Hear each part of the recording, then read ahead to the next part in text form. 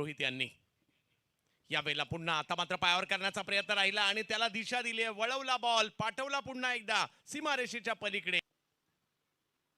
यावेळेला समोर उडवलाय आणि काय सहजगत्या उडवलाय आणि बॉलला सांगितलं जा 6 धावांसाठी. याही वेळेला स्ट्रोक उडवलाय समोर, ताकद होती यावेळेला. आणखीन एक बॉल सीमारेषेच्या पलीकडे जाताना पाहिला मी. रोहित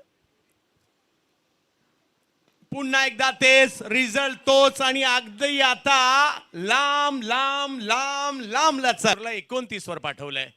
याही वेळेला रा खतरनाक काय मारलाय, काय बनवलाय. याही वेळेला पुन्हा समोर खेळले, आता तर हलूही दिलेलं नाहीये आणि सांगितले पुन्हा एकदा बॉलला जा 4 धावांसाठी. संग्राम यावेळेला समोर खेळले, हा जो त्यांचा स्ट्रोक